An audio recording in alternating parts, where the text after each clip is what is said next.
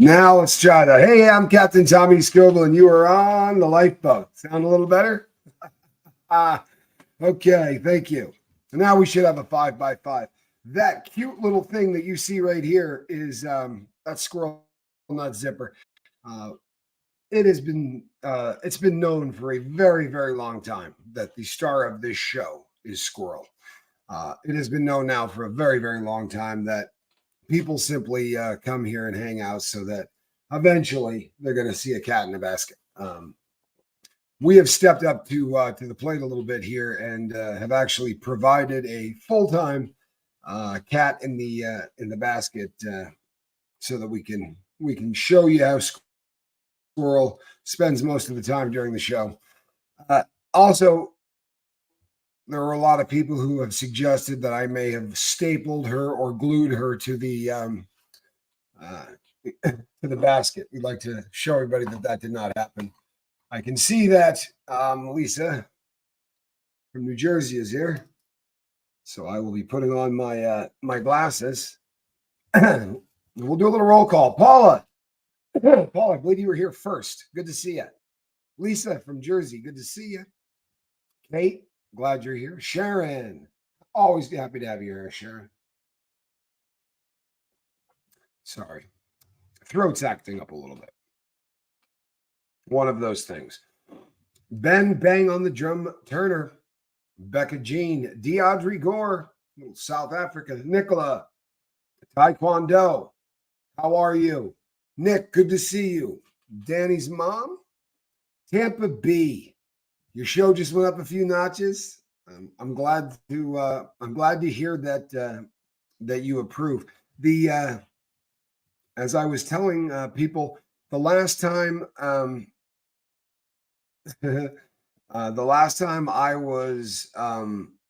the last time I came and did the attempt to give a little action to squirrel.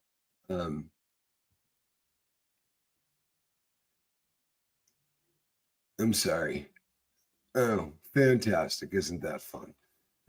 Does squirrel play the mouse game when I'm working at home? Here's the thing with squirrel. The cat cam is hilarious. I don't think there's any two ways about it, right? The cat cam is definitely funny.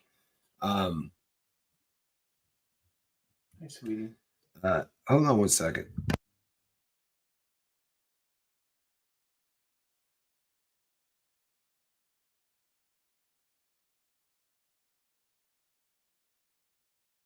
Yeah, I'll be really honest with you. Wrenches. Somebody starts pumping someone else's show in our comment section. Remove them. Ban them for life. By the way, we don't do this, people. That's not what we do. Right? We're better than that. Now, I'm not at all surprised. Be careful, weird aunt. Be very careful. Do not use those initials in this because you're gonna end up, right? You're gonna end up getting blocked by accident. I'm dead serious. And the reason is we do not give, right, bottom feeders any traction. We don't give bottom feeders the opportunity to do anything. We're not. Yeah, don't do it. Don't do it. Question: does squirrel like laser pointers? I've always felt bad using a laser pointer to mess with cats. I always kind of feel like it's making the cat. I don't know. It's like I don't know. It's cruel, honestly.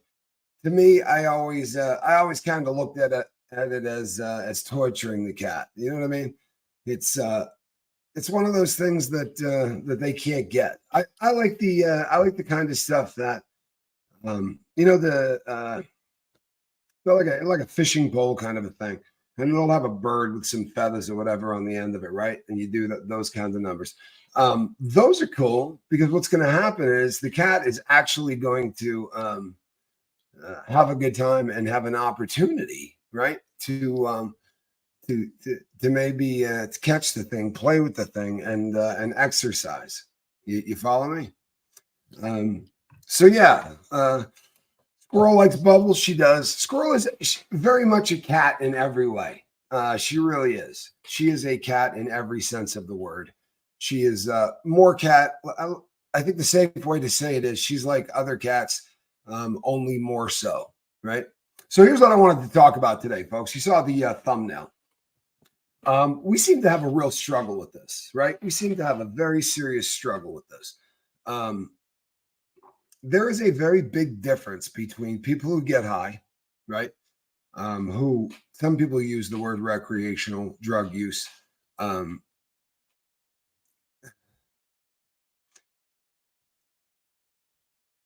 The thing with drug addiction, right? The difference between addiction and dependence is pretty simple. Whether you are a drug addict or whether or not you are dependent, you need, right, the substance. If you do not have it, you are going to get sick, right? Violently. You're going to get violently ill. And it's going to come out both sides, people. You're going to be vomiting, you're going to lose control of your bowels. The muscle cramping is absolutely unbelievable, right? Now, I'm describing, by the way, dependency on opiates. If the dependency is on alcohol, it's even more dangerous because cold turkey on alcohol can kill you, or benzos can kill you, right? It's very, very serious. But dependence means that you need the substance, right? Your body needs it or it's going to get sick. However, you could have two guys or two girls or two friends who are doing the exact same regimen. They're doing the same amount of dope, right? They're doing it every single day for the same period of time, day in, day out. And they quit. Boom, they're done, right? What happens is, as you start to, one says, oh my God, I am never, ever going through this again, right? I am never, ever going to deal with that. What a nightmare. Can you believe how awful that is? Man. And the other person says, I'm going to go get high. I'm going right now to get a bag of dope. After the hell that person just went through, after all of that sickness and all of that pain and everything that they just went through, their only thought is, I need to go get some dope. Right? It's pretty damn sad. But you understand the difference? Both were dependent, right? Absolutely both were dependent. One is a drug addict. Why is one a drug addict and one not? Because they have a disease, right? There's actually tests for it now, but there is a disease that person has. The person who becomes dependent but does not have the disease of addiction will become dependent. Once they go through the detox process, they will have no desire to get back on the substance. It doesn't make any sense. There's nothing in it anymore for them, if that makes sense to you, right? They go, oh, that was awful. The other person, no matter how bad the kick is, whether you did it lying on a floor in a concrete, nobody there to help you, defecating on yourself, the second it's over, you're going to go out and get another bag. Doesn't make any sense, right? Doesn't make any sense. But how many times have we said, no one in their right mind, right? Nobody in their right mind does this. Nobody in their right mind does that. Well, you're not in your right mind. Quite simply put. Well, thank you, Shelly. We're pretty fond of the squirrel cam myself. This is it's pretty cool to have her. It really is. Becca Jean. 3 weeks now. I have terrible PTSD when the sun goes down.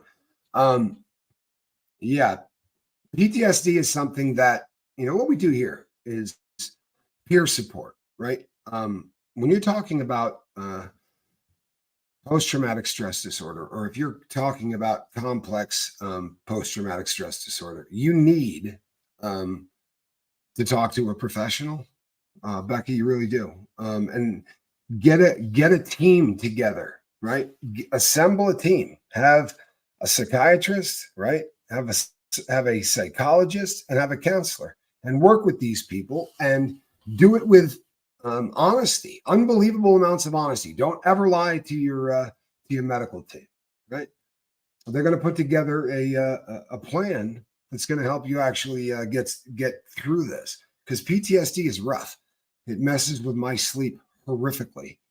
And when you're sleep, when you're not sleeping, your quality of life sucks. I mean, everything in life changes if you're not getting a decent night's sleep. That's just the way it is. What is the withdrawal from weed? Says T Chatter. Well, I'll be honest with you. There isn't necessarily, by definition, right? By definition, there is not a kick. There is not a detox, right? From quitting weed. However, if you've been using weed for 25 years, right, every day, and it is how you cope with feeling uncomfortable in your own skin, if it's how you cope with any number of things that make you feel uncomfortable, right? The drugs are a symptom. We've talked about this, right? But if you've been using weed for 25 years to self-medicate whatever it is bothering you, right? What's going to happen then is that when you quit, you're absolutely going to be going through it. You are going to be really going through it. You're going to be feeling all kinds of cravings, and there may even actually be some physical pain, some physical manifestations, because your brain will create psychosomatic pain in hopes of getting you to do what it wants you to do, right? Which in your case is smoke that weed. Plain and simple.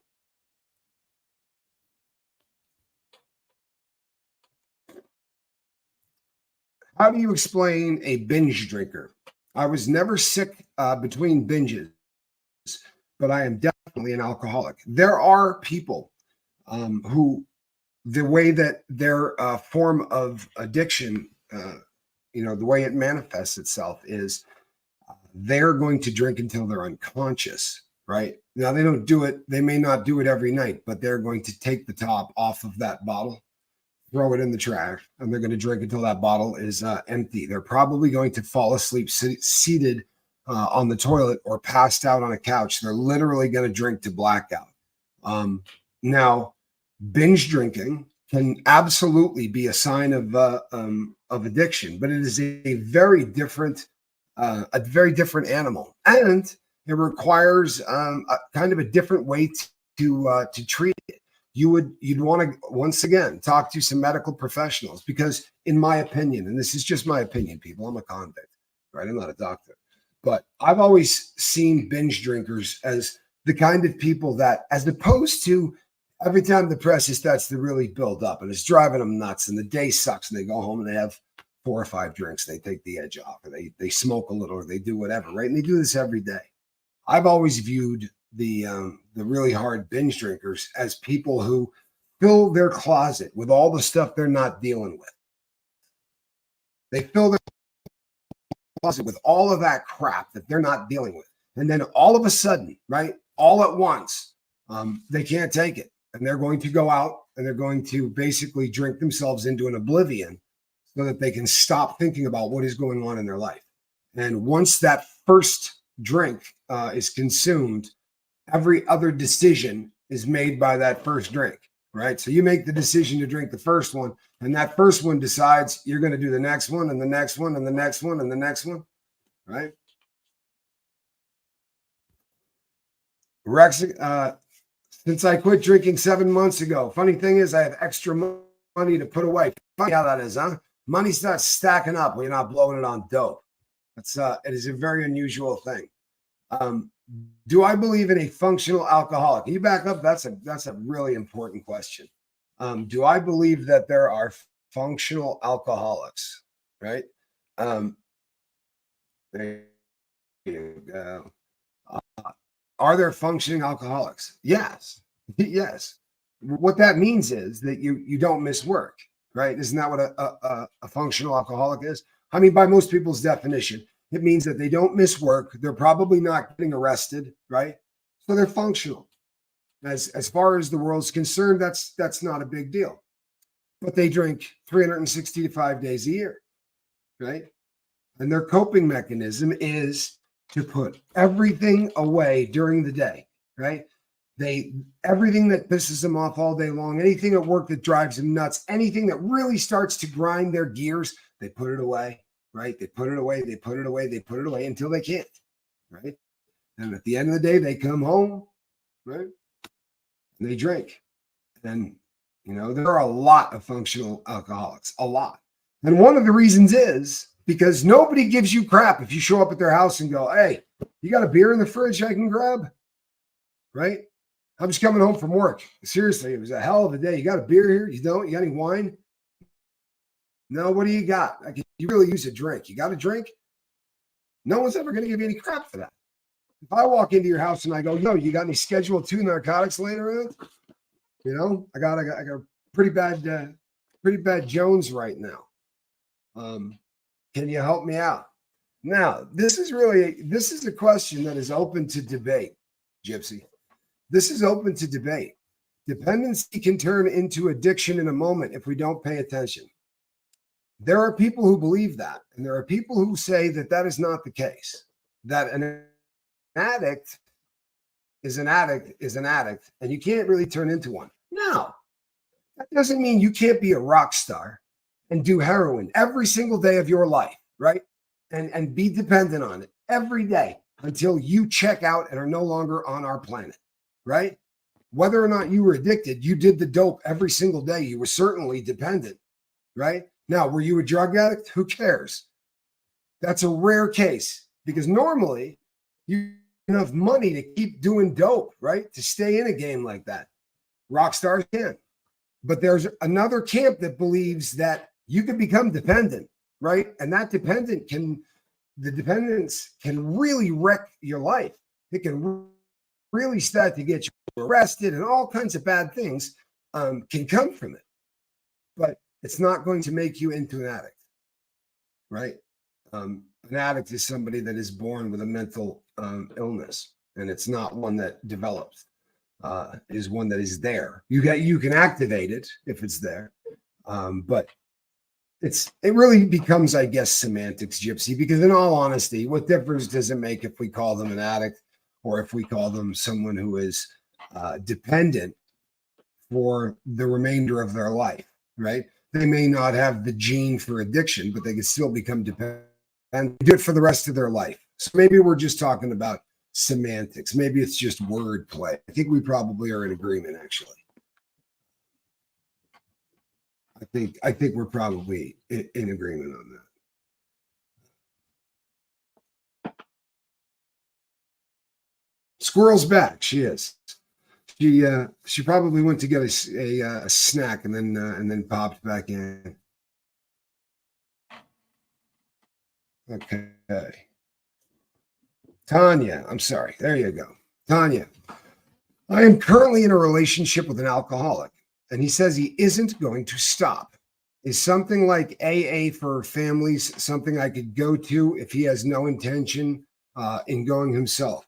If he has no intention of stopping, and you would like to stay with this person and remain in the relationship, you can go to something like Al-Anon, which will teach you.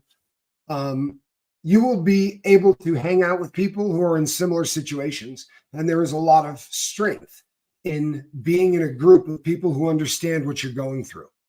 However, right, if I'm in love with a girl and she looks like Britney Spears and she has $5 billion in a trust fund, right? But she says to me, there's no chance in hell. I'm not. I'm going to continue to do drugs and alcohol forever, right? I'm going to continue to do drugs. I can't be with that person. I can't. It's up to you. But someone that says I'm an alcoholic and I intend to stay an alcoholic, you're a courageous person. Because really what you're saying is I'm going to have to change this person dramatically. This person does not want to change, right? They're making that very clear. And that's frightening. The only person, so I'm not an alcoholic. Danny, I cannot answer that question for anybody. I promise you, right? I promise you I cannot answer that question. It is above my pay grade. It is above my pay grade. Now, here's the thing. This is what I tell everybody. I can't tell you if you're an alcoholic. I can't tell you if you're a drug addict. But every single person who has ever had to ask me if they think they're a drug addict or not already knows the answer to the question before they asked it. They were hoping somebody that they think has some kind of insight is going to validate what they already know, right? But deep down, they have a pretty good idea of whether or not they have a problem or not. And you know what? Don't get hung up on words, right? How about, is it causing you a problem? How much cash are you blowing on it? Is it causing you to change your lifestyle? Do you make decisions now based on whether or not there's going to be booze there? In other words, I'm getting on a flight, and that flight's going to be 14 hours, right? And I know they're not going to serve me enough drinks for a 14-hour flight if I really have a drinking problem. So I need to bring, 1 or 2 fits on the plane to take care of me. When you're getting to those places, I think you got a problem. If you're stashing bottles in your house, right, because you don't want your mate to see you taking a nip off of it, I think you have a problem. Normal people don't hide their drug use. Normal people don't hide their drinking. There's no reason to, right? So what I'm telling you is everybody knows the answers to these freaking questions deep down. Deep down they do. If you're hiding booze, right? If you're lying about how much you drink, right? If you're telling people that you drink a lot less than you do. If you say, yeah, I only drink on weekends, but you really start on Wednesday. And on some weeks you start on Tuesday. Okay. If you're lying to people about your use, what does that tell you? Right? It tells you that you got a big problem, right? A huge problem. And I'm not mad at anybody, right? For that. I'm not. You understand? But these are the questions you need to start asking yourself. Does a logical person lie about how many beers they've had? Right? No, they don't. They have no reason to lie about it unless they think they have a problem, right? Question: gabapentin is the only thing that works for my insomnia. Odd. I have done some research, but was wondering your take on gabapentin. Now, I'm not a doctor. I do know a little bit about gabapentin because I have abused it at times in my life. The name brand was Neurontin. When it first came out, it was marketed under the name Neurontin. And originally, it was an anti-seizure medication. And they started using it off-label to treat nerve pain. Showed a lot of potential for people that had some, that pain being caused by nerves. Because truthfully, opiates don't work beautifully on nerve pain, right? So they were looking for something else. And gabapentin is in that class of drugs that treat nerve pain. And again, not designed to do that, off-label. The other one is pregabalin, right? And pregabalin is Lyrica. Very similar. Both of them cause an awful lot of weight gain. The biggest complaint I hear from people is that you can put on weight like this. Like the minute you start taking Lyrica or gabapentin, you start putting weight on. For a lot of people, that is an issue, right? That is an issue. Now, what do I think of it? If it's helping you, if it's helping with insomnia, that's a good thing. It's an odd drug to be using to help with insomnia. Maybe the insomnia is caused by nerve pain, or I'm not sure, because it's not normally a drug people associate with kind of knocking you out, which is kind of weird. But I don't think there are a lot of people who badmouth gabapentin. If you're taking it the way they're telling you to take it, and you're not, it is abused often by people who have already had a drug problem. But if you take it the way they tell you to, you're not going to get a buzz. It's not going to really have any kind of an effect you're going to feel any kind of psychoactive effect. And your odds of abusing it or continuing to do it are pretty small. Honestly, they're pretty small. Tampa B says, I heard one time, if you have to wonder if you're an alcoholic, you probably are. And there are a lot of people, I've heard that one before as well. My thing has always been this. Truthfully and honestly, every time I've sat down in a room with somebody, right? Not done it like this, but I had an opportunity to really sit down in a room with someone and they say, Tommy, I'm starting to worry about, my use and whether or not maybe I might be an addict. And without fail, right? I go like this. You don't know if you're an addict for real? And then they tell me inevitably, yeah, no, I'm addicted. I've been addicted for about 4 years, right? It's a bitch to say, isn't it? It's a hard thing to say. You know why it's a hard thing to say? Because society likes to crap on people, right? Society likes to crap on people. They really enjoy it, right? You saw how our show started today, right? A lot of people just would like to come in here and trash me, right? For the temerity of having a relapse and being honest enough to tell people about it, right? That's our society, right? That's our society.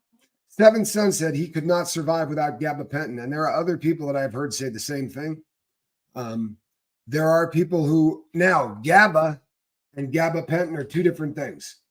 GABA is a powder that you can buy and you can mix your own stuff. Gabapentin is not a powder; it is a pill you buy. You get a prescription from a doctor, and they are two different things. And there are people who buy GABA and use a lot of it to sleep, and it can be dangerous.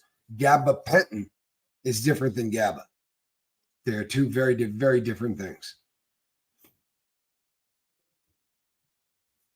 If there's a family function, we can always count on my brother to show up drunk. It's awful, isn't it? Truthfully, it's awful, isn't it? That feeling when you know someone's gonna, they're showing up and you just go, oh, you know what? You hurt for them. You really do. You hurt for them, but you don't want them anywhere near you. Because there's two types. And one of them wants to put their arm around you. Tommy, man, a long time. See, dude, come here, man. Yeah, great. Like, I don't want you to put your arm around me. I don't want to do any of that stuff, right? I don't. Or the other route is they're going to sit down and they're going to apologize to me, right? For crap that's got nothing to do with me in any way, right? They're going to say, I did this, and this, and I treated these people. I feel so bad, Tommy. Man, you got to forgive me. And I'll be like, look, bro, I'm not in the forgiveness game, right? Go to the Catholic Church. They got this. You can walk in there and sit in this little confessional. This guy listen to you. Or you can cut out the middleman and talk directly to God. But I assure you, I'm not the one, right? But if you're coming to me with these things, then you got a problem. You do. Mods, can you see this message? I can see your message. Metric console. I can. Yeah, the functioning alcoholic is a funny concept, right? Because if you're functioning, does that make it okay? Honestly, does it make it okay to be functional, to say, yeah, I have a drug problem, but my drug is cocaine. So I got no problem going to work. Hell, I'm usually there 25 minutes early, right? I usually stay 25 minutes late. There used to be a joke, right? That would say, I do coke so I can work harder, so I can make more money, so I can buy more coke, so I can work harder, so I can make more money, so I can buy. And it was a guy in a suit running around, he would get faster and faster and faster. It was a pretty funny commercial, actually.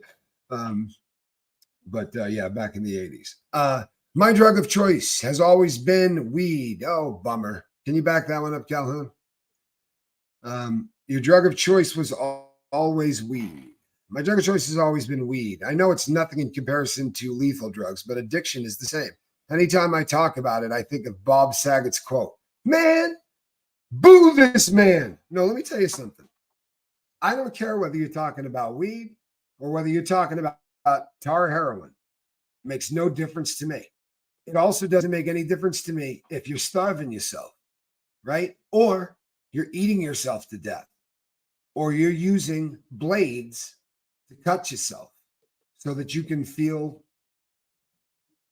the effect that has, right? All of these things are symptoms for how we try to get through this thing called life and the trauma that we have. There are a lot of people in this world who don't understand, right, or don't care that this connection thing, right? This connection thing is real, right? It's not a pitch. For real, it's not a pitch. This connection thing is real. And the funny thing is, I'm hearing people going to other places, right? And connecting on other sites. People are finding other places to go where they can find people who are like-minded. It's a beautiful thing. It really is. It gives me hope, people. It gives me hope for the future. It really does. Tammy, have a great day. Squirrel looks chill, does she not? This is, you don't normally get to see Squirrel, but this is usually how she goes. I hate the Bob Saget quote. It divides and puts weed. Yeah, and if you've never seen it, he makes a reference because he's in the movie. He's talking about how his drug of choice was crack cocaine, and he makes a reference to how he performed oral sex on dudes for crack. And then he says, did you ever go down on a guy for some weed? And then they make a point of saying that, that person shouldn't even be there, right? That's not a drug. Why should they even be there? Well, I got news for you, right? It doesn't matter what the drug is. I promise you that's the friggin' truth. Now, if the drug is heroin, yeah, the kicking process is going to be a little different. Right? If it's alcohol, right, the quitting process is going to be a little bit different. But the idea is you're uncomfortable in your own skin, right? The idea is you're uncomfortable in your own skin. Shannon Smith, it's a joke. It was a joke from a film. And in the film, it gets a lot of laughs. It really does. And it's funny, right? But we find ourselves, let me give you words mean things. I've done a crap load of shows on words mean things. You've heard me talk about this, right? This is not something that is new to you unless you just got here, right? Unless you're brand new to the lifeboat, then you've heard me say something along the lines of words mean things. I don't think you realize how much words mean things. How much the right thing said at the right time can change the world, right? There's a lot of jackasses in the world, right? They get highlighted. Sometimes they do. They don't stick around very long. They really don't.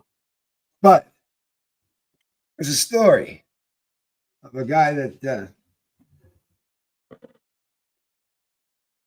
got a kid brings a note home from school. Its name's Tommy. Right? This is a true story, by the way. So Tommy brings home this letter from the school, and he says, Mom, this is from the school, and I'm not supposed to open it. No one's supposed to open it but you. Right? This is you. And so the mother opens up. Thank you, Shimmy. Good to see you. Thank you, my man. So Mom opens up this letter and she pulls it out and she reads the letter. And Tommy says to his mother, what does it say? And she said, it says you're a genius. It says that they've never come across anybody with a brain like yours, that they are really, really struggling, right, to try to educate this person because this Tommy is touched, right? They don't know how to help him. So they said, maybe homeschool Tommy, or maybe send him to a special school for geniuses, but Here, we can't do anything for him. He's just too damn smart. Mom had to sit down and tell Tommy, you're too damn smart. You scared the school, right? Well, that's not what that letter said. The letter said, your son is mentally deficient. That's what the letter said. The letter said, your son is not smart enough for us to be able to teach him. So we're kicking him out of school, right? Not my mom. Not my mom. We just share a name. No, this Tommy's last name was Edison. That's a true story, by the way. That's a true story. Look it up. The difference between Thomas Edison thinking he is stupid or thinking he's a genius was just what mom said to him, right? Mom had said, right? If mom had said exactly what was in that letter, what would have happened to him? I don't think he would have become a famous inventor because he would have believed exactly what those words meant, right? We can't teach him. He's not smart enough. But that's not what he heard. He heard, you're a friggin' genius. You're so damn smart, they don't know how to teach you. He believed it instantly. Magic, right? Literally. People were talking about Thomas Alva Edison. We're not talking about some hack, right? This is a guy who did a fairly decent amount of cool crap in his life, yeah? I mean, this is a pretty big deal. Thank you so much, Pete Taylor. Really appreciate you. Thank you. I really do appreciate that. But the power of words are massive. They're massive. I bust a lot of chops around here for F-bombs, right? Things like that. Who cares, right? It's just a word. Honestly, I got people who say to me, you know what, man? Honestly, those words actually help me. They help me to relieve myself. They really help me to feel, to get it out. Great. Curse your ass off. I'm not telling you not to curse. Maybe you didn't hear what I said. I said, please don't do it here.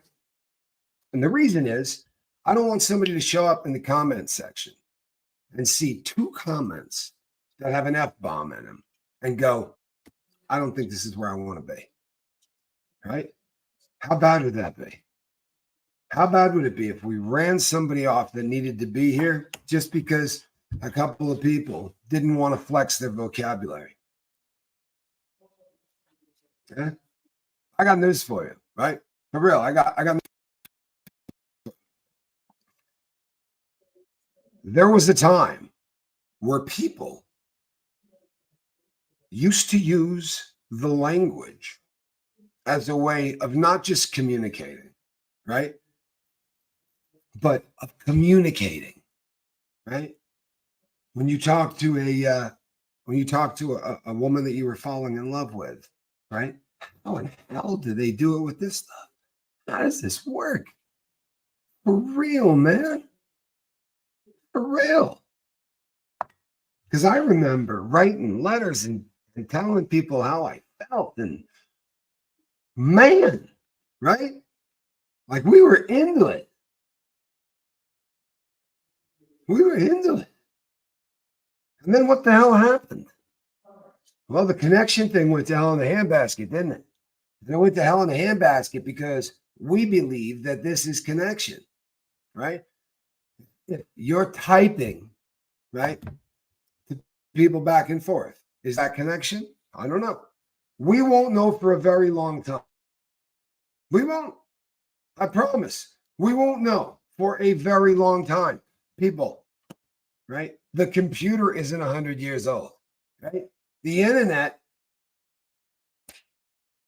has been on this planet, what? A blink of an eye? We have no idea what this is going to do. We're going to find out.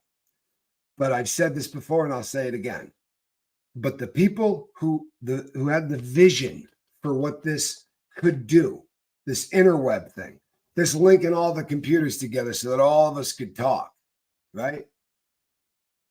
It was so that I could talk to somebody in Germany, right, who is having a hard time staying sober, same way I feel.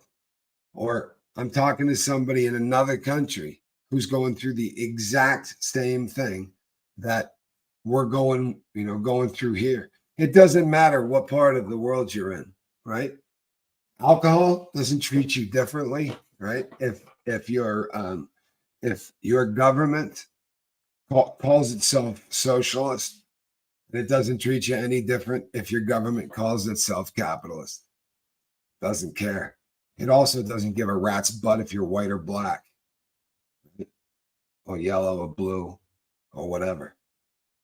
One thing you really got to give drugs credit. They are not prejudiced.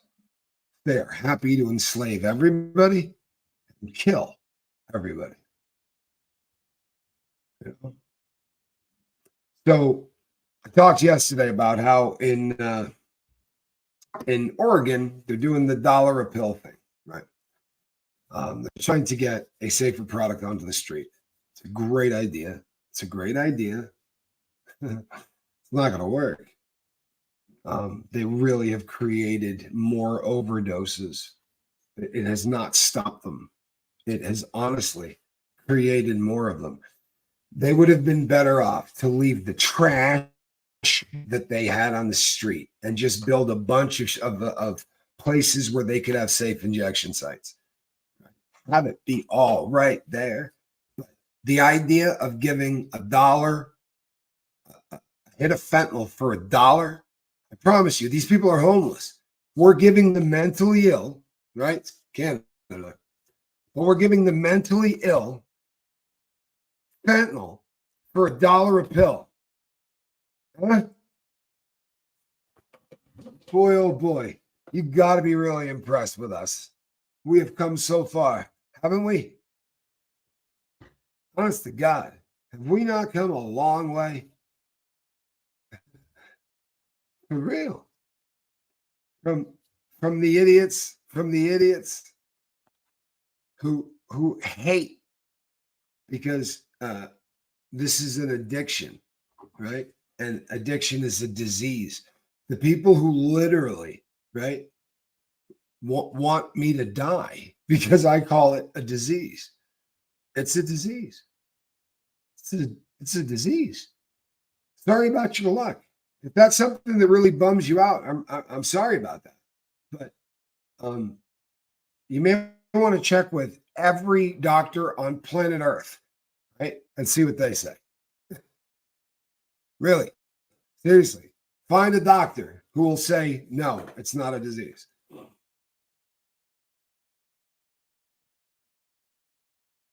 Yeah, I did actually.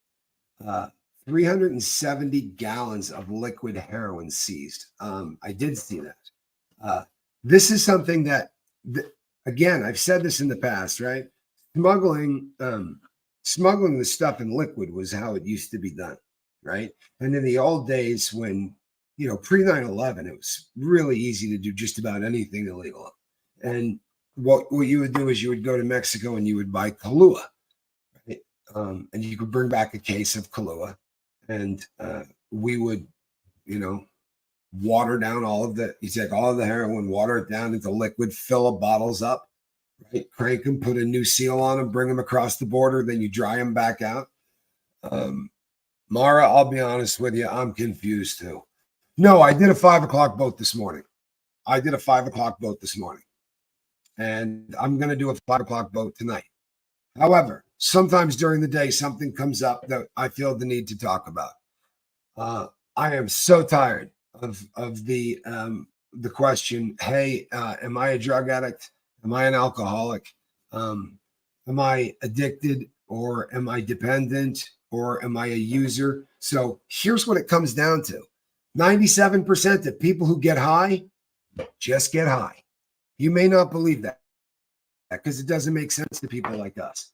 But 97% of the people who try drugs don't have a problem. They get high, they stop, right? There you go. I can't do it. Now, things got a little dicey about 3 or 4 days ago. If you've been gone a while, I pounded some beers and washed down some Valium with it, right? A lot of it, with the intent to get high. It was not. I mean, it wasn't. I didn't think I needed it because I was having an attack, or I was having an anxiety, anything. I wanted to get high. So that has changed up the schedule a little. My admitting that I did that caused a hell of a lot of commotion, is what it is. When I read your title, I relapsed. My heart broke, but you handled it, and I am proud of you and how you handled it. Thank you. I tried Fetty one time when I came home, and it came to my husband's face. Yeah, I'll never touch it again. Listen, I am. I'm not at all proud of what I did. Right? I'm not at all proud of what I did, but I will be damned if I'm going to lie about it. And there's absolutely a genetic component to addiction. It is debated how much of a role, but it is not debated that it is a role. It absolutely gets passed down through. It's odd how it happens. It skips. Sometimes one brother will get it and the next brother won't, but it most assuredly can be passed from from father to son, or father to daughter, or whatever. Thank you, Fancy Nancy. I really appreciate this. I one of the reasons that I wanted everybody gone when the book first started today is don't I don't want the name of somebody else's stuff in my in my chat ever. What they're doing is running an ad, and they need to because they can't get views any other way, right? So don't let that happen, right? People, don't do it by accident, even, right? But you don't think I knew what the guy was going to do? You don't think I knew what everybody was going to do, right? I took all of that into account. I spent a really decent amount of time trying to determine whether or not I should do the right thing. And that's pretty friggin' awful, right? Because the right thing should be obvious every single time. But I did the right thing, and I'm happy with how it worked out. It doesn't when you start to lie to yourself, right? Nothing good ever happens. Clean those toes, squirrel. Yeah, she needs to. She has one black foot and one brown foot. She's very, very funny. Can't trust a single drug off the street these days, says David Kimball, and he's spot on. Absolutely spot on. By the way, the Valium that I did, I had a prescription for. Doesn't make it right, by the way. In fact, it makes it even more wrong, because when the doctor was writing me that prescription, I knew he shouldn't have been. At that point right then, I needed to go, no, you can't do that. But I didn't, because I had been in relapse for so damn long. It was incredible, right? I had just been going in the wrong direction for so long that, I'm honestly pretty happy that that it ended up being a benzo. Question: was the squirrel cam an idea from Spanx? All of the good ideas have been from Spanx. All of the new stuff that there's going to be a great deal of changes, because Spanky obviously knows a lot more about all of this stuff than I do. Do I have any left? Are you referring to the Valium? Yeah, there's 10 left. I gave them to someone. I no longer have them. They are no longer around. There was an actual medical reason, but they're no longer anywhere where I can have the ability to get at them. Now, I could make a phone call and I could have them here in about 10 minutes if I was in real trouble. But I think I proved that having it in the house might not be the best idea. I'm a strong-willed person, and I was a prisoner to opioids for 15 years. Now I'm on subs. I know I'm not completely done, but it's the hardest thing I ever did, but it's worth it.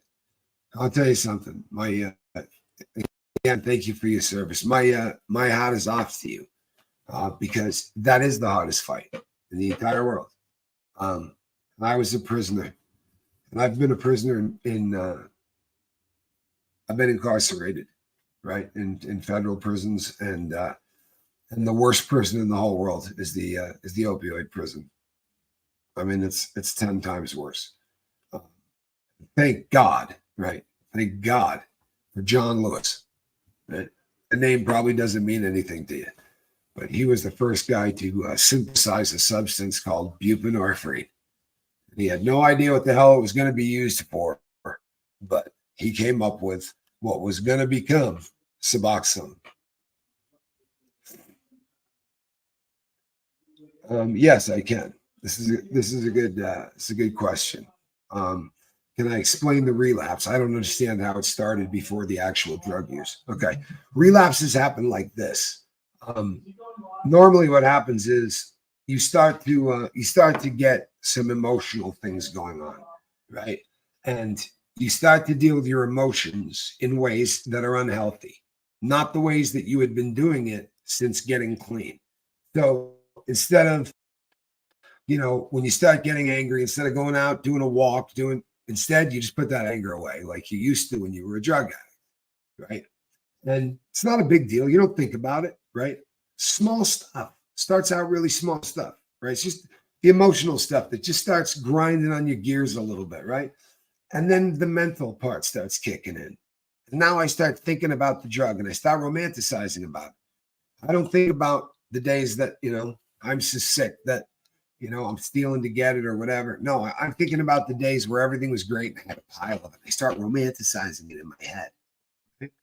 And then I actually start to somehow, even if it's subconscious, engineer the relapse. So when I went to see a doctor, and I've been very open, I had a mental issue. I had a real problem a while back, and I went and had to go and see my shrink. It was a thing, right?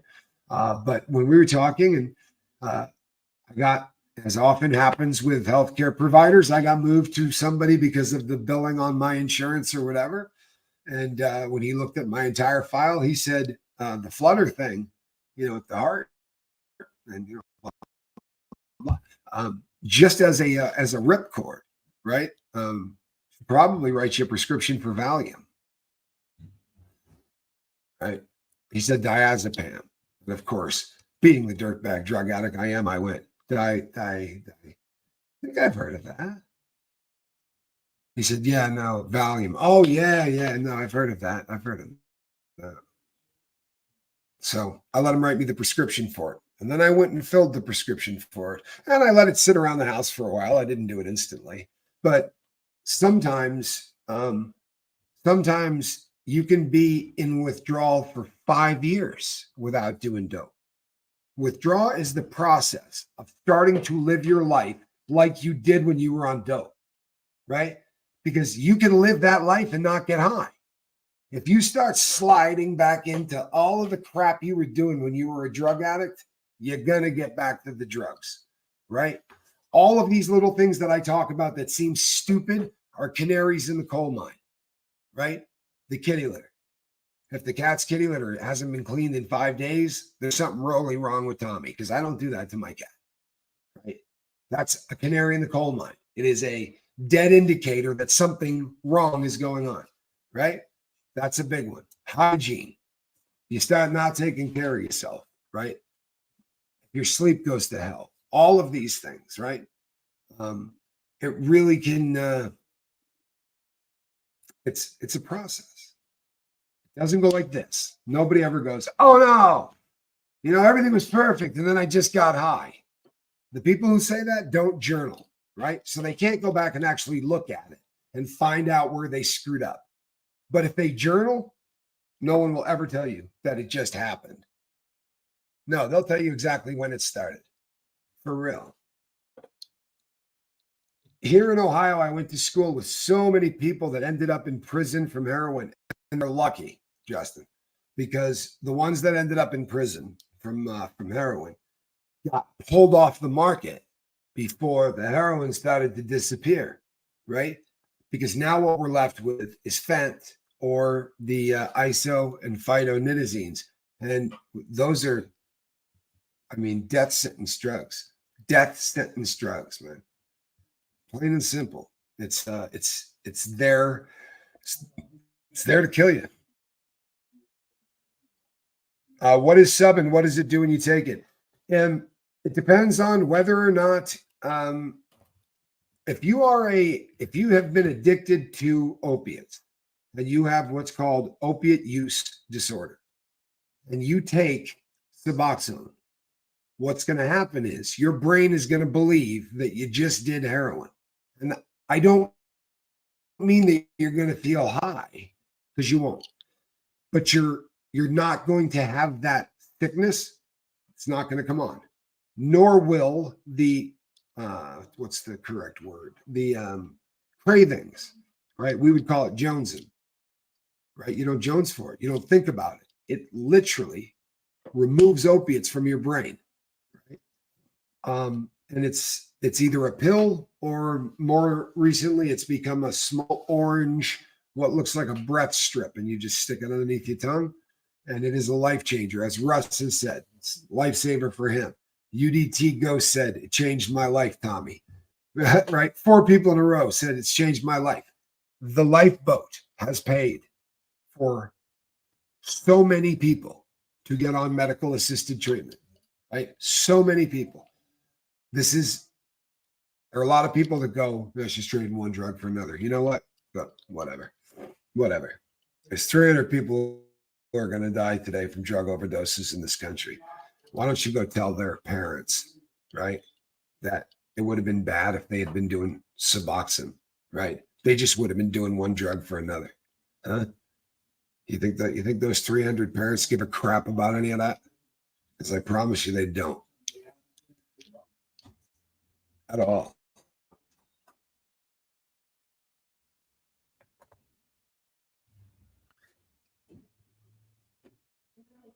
What a beautiful kitty, isn't she? Does it help with pain? It does. It doesn't help with pain as much as you're going to want it to. I'm going to keep it real with you. Not an excellent painkiller. Comparing it to, say, morphine, right? Or comparing it to, to a strong painkiller. Nevertheless, it attaches itself to the mu receptor, right? So it is absolutely going to treat pain. For some people, it's enough of a pain medication that they don't need anything else. It's the truth.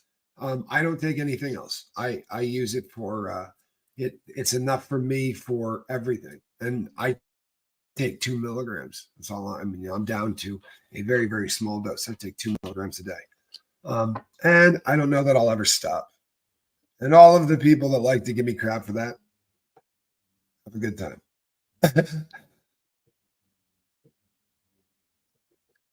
Gypsy Daisy. Gypsy Daisy says, I was never able to find success with subs, projectile vomiting, no matter how small of a dose. Now, my guess would be that you were trying this without having a ripping heroin problem, right? Because Suboxone given to someone who is not suffering from opiate abuse disorder will do a completely different thing.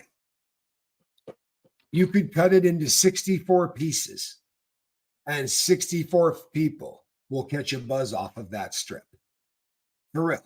Now, an addict could eat 4 of them and feel nothing. But if these people have never done it, oh, God forbid you do even a 16th of a strip, you're going to vomit massively. Massively. That's definitely one of the things that it does to people. It causes them to vomit. Especially if you're trying to get high on it, like meaning you're not you're not an opiate addict, right? If you're not an opiate addict and you're just going to try it, it's a really bad decision. I promise you.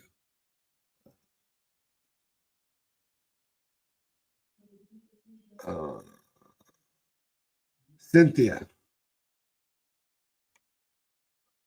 my estranged heroin addict dad was incarcerated 17 years. When out, he got prescriptions for morphine and Norco for pain. He died in 15 of liver failure. You really helped me to understand him. Thank you so much, Tommy. If that is the truth, Cynthia, I am beyond happy that we were able to do that for you, for real. I think it's an important thing. I really do. It's drugs pull you away from your family, right? The opposite of addiction is connection, right? Connection is the opposite of addiction. My son is in the other room, right? I talk to my daughter every day. These were things that I didn't think I was ever going to have as a part of my life again, right? And they're more important than anything. Anything. But until you're sober, they don't mean crap. Until you're sober, I don't care. Honestly, didn't care what state he was in. Didn't even need to know. Because the only thing that mattered to me was the drug. I'm not that guy today. I'm not, which is why my son is in the next room, right? And it's why my days of lying are over. So if you don't like my truth, take a number.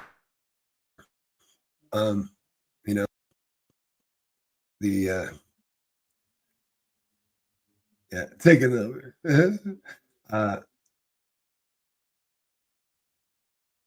So the noise. Methadone. Methadone was actually created to treat battlefield pain during World War II. Actually, before World War II, World War One. They were looking for a painkiller that would last for a really long time. They wanted the half-life to be ungodly, so that if you gave it to somebody in the field, they could continue to fight or continue to travel or whatever. And nothing has a longer half-life than methadone, which is why they used to use methadone as a way to people off. The idea is that if you slowly decrease the dose, they won't even notice. Trouble is that very rarely happens. Too often than not, it doesn't work like that. More often than not, they keep you on it forever. And why wouldn't they? They've got a vested interest, right? That's how they make their money. I'm not trying to be mean, but they're dope dealers, right? They're selling you dope. You're picking it up every morning. They give you take-home doses, right? They give it to you at a very good price, right? They make sure that it's not going to kill you, but they're selling you dope. Church it up any way you want, man.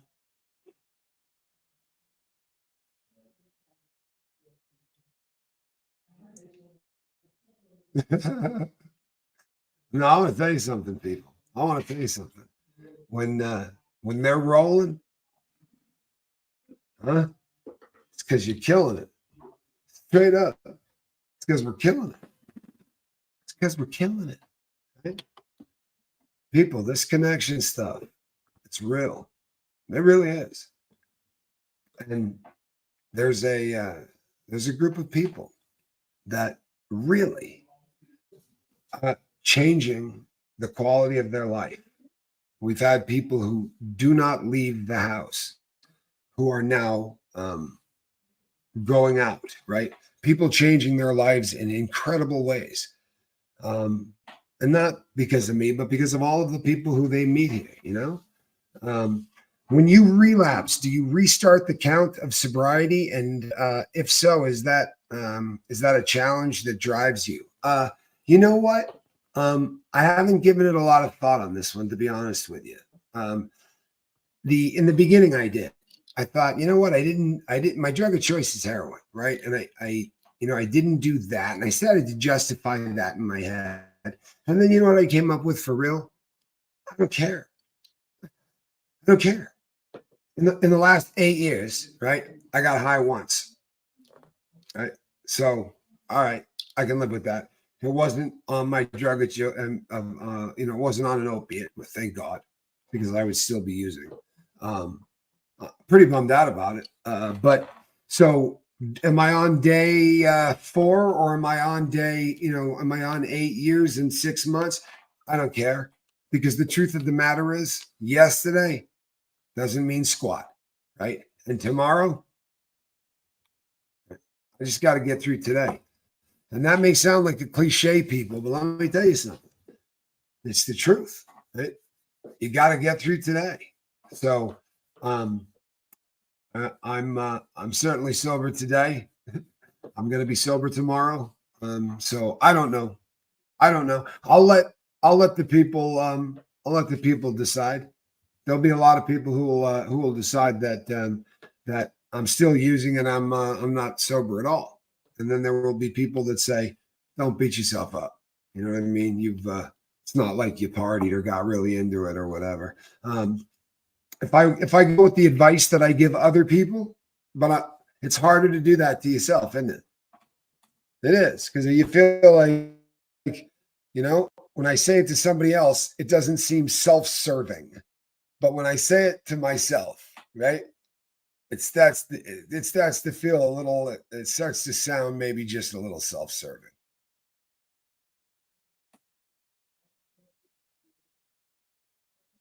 This is really important stuff.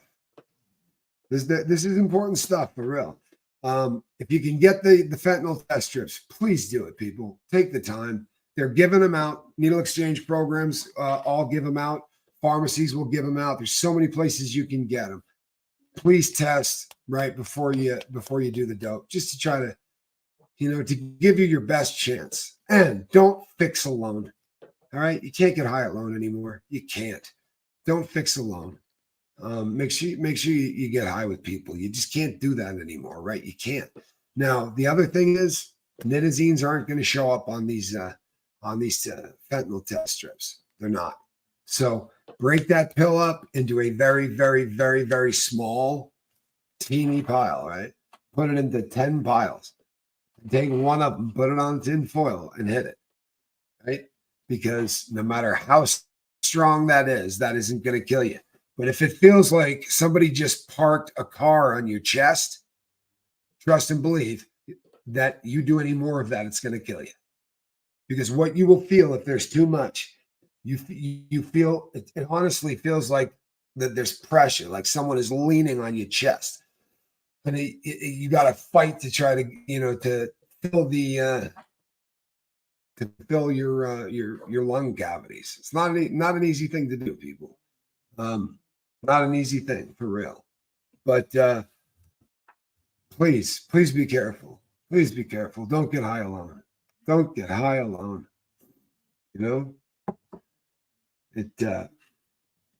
It's so dangerous these days. Squirrel Camp is beyond wonderful. I agree. I absolutely agree. Thank you so much. I really appreciate that.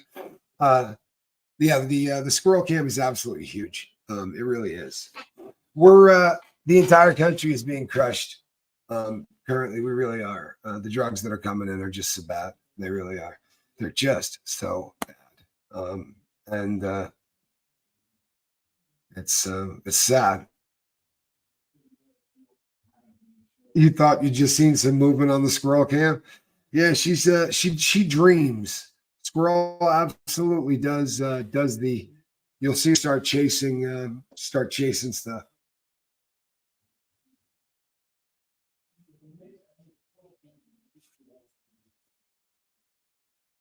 Celebrate 3,000 plus days you stay sober. Learn from the one day you didn't. That's right.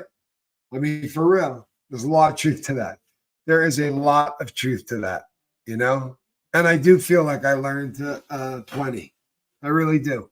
Mara, thank you so much. I really appreciate you. And I appreciate your kind words earlier, saying that I'm getting better.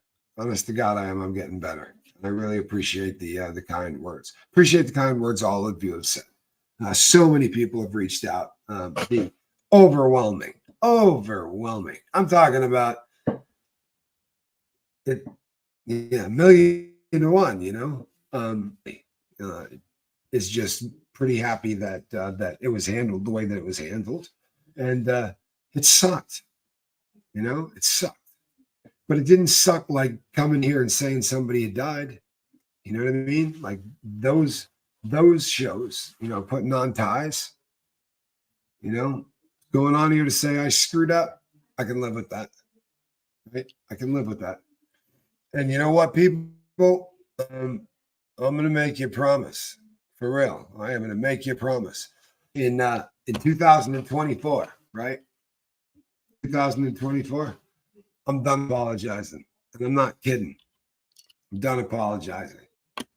I came to a real epiphany last night, A lot of people that reached out to me on that whole, hey, whether you like it or not, you're a role model, whether you want to be or not. Right? There's no choice. This is what you do. And people are looking to you because they're trying to get sober. So guess what? You're a friggin' role model. So live with it. So you know what? I'm gonna do this the way I do it. I'm not going to apologize. Right? No apologize. What I mean by that is this. I believe in harm reduction. Right? You got a rowdy cocaine problem, and now you're smoking a joint a day to stop doing the blow. Good for you. Good for you. I don't have a problem with that. And if you do, go to some of the other channels, because I'm telling you what, man, finding people that are judgmental, it's a hell of a lot easier to find them than to find us. I promise you, the judgmental ones are a dime a freaking dozen, right? For real. This crew here, a little different. Shannon, have a great day. Thanks for being here. All right. I got another one of these puppies we're going to be doing in about 3 hours. I wanted to come on and do this one. Listen, people, if you're being treated for long-term pain management, right? If you are being treated for long-term pain management, you do not have to say, I'm going to get off the medicine just because there's no reason I should be on medicine. Guess what? You might need to be on opiates for the rest of your life. That doesn't make you a bad person, right? It doesn't. It also doesn't make you a junkie. It doesn't make you any of that. And if you're taking it the way that it's written on the pill bottle, tell the world to go to hell, right? Seriously. Anyone wants to give you crap for that, you tell them to kiss my ass too. For real. If you're taking it the way that the doctor told you to take it, you don't have a... You hear me? You don't. Sorry. Want to disagree with me? Go ahead. If you're taking it the way that it is on the bottle, right? And the only exception to this rule, Ann, is this. If you do not have pain and you're getting a prescription and taking it the way it is on the bottle, okay. But if you're in pain, if you have pain and you're taking it the way that it is on the bottle, you're not abusing the drug. You can try to talk yourself into that all you want, but you're not. There's a reason that they say, take as needed for pain this many pills over the course of this many hours. That is designed to be below, right, abuse. You understand? It's not going to give enough buzz, right, to cause an issue. That's the number, right? So when you start doing a whole lot more of this, right, hey, Mara, get your sister here, right? Or reach out to me. We'll figure out a way to talk to your sister. I'd be more than happy to talk to your sister.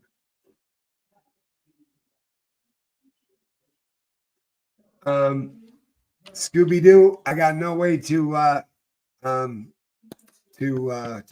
that up or not. I would not want to be